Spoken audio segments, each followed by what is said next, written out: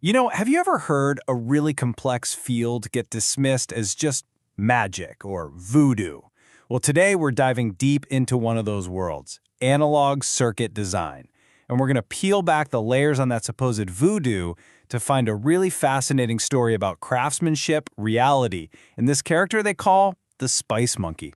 Yeah, this phrase, this is what you hear all the time from new engineers. It's that cry of frustration when they're perfect.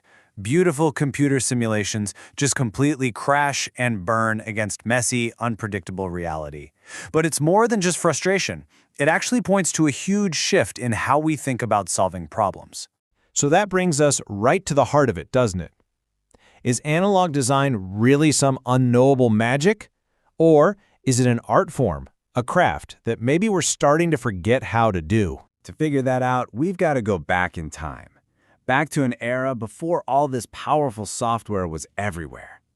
Let's take a look at what analog design used to be all about. See, in the days before modern electronic design automation, or EDA, design was a true hands-on craft.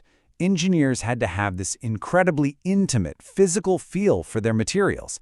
They had to know, deep in their bones, not just the theory, but how a component would actually behave under pressure, how heat and current, and even tiny little differences from the factory would change everything.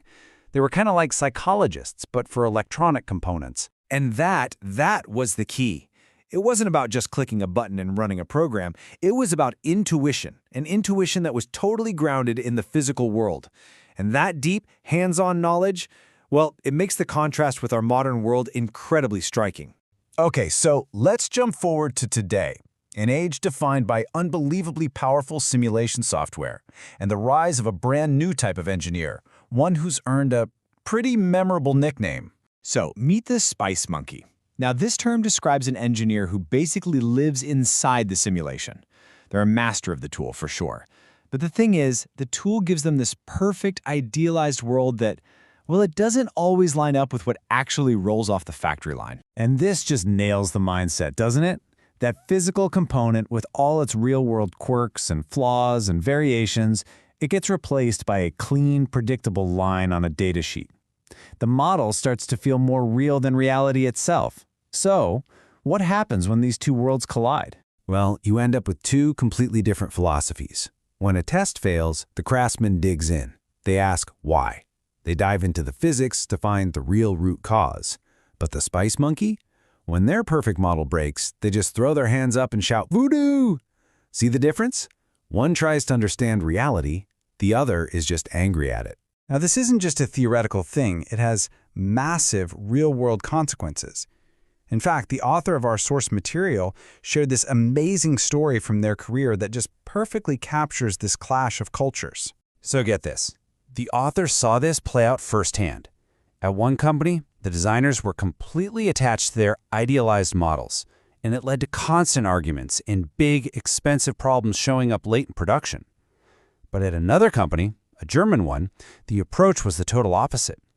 Their team was using live data, straight from the factory floor, to constantly update and tweak their models. They weren't fighting reality, they were collaborating with it. And this wasn't just some small tweak to their process.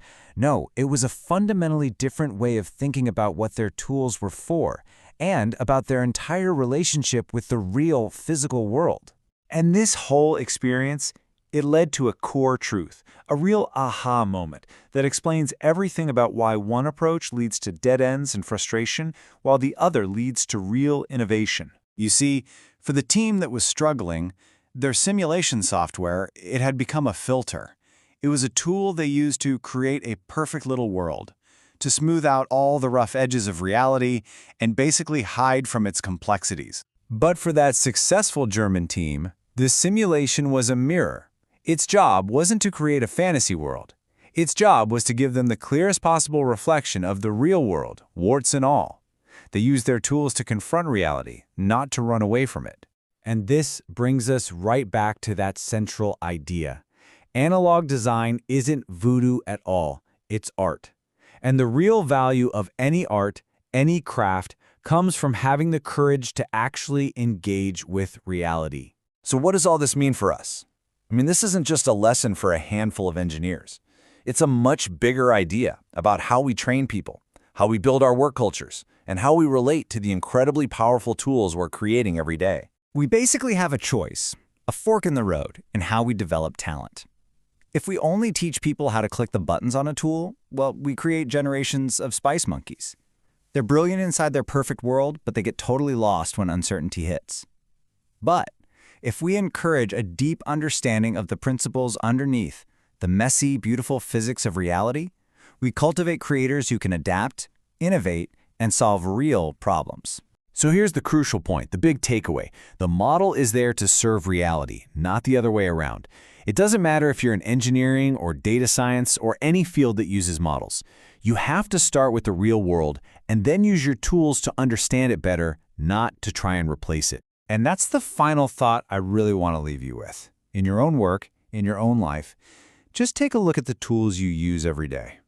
Are they helping you see the world more clearly, like a mirror? Or are they creating a comfortable, idealized version of it, acting as a filter? The answer to that, well, it might just change everything.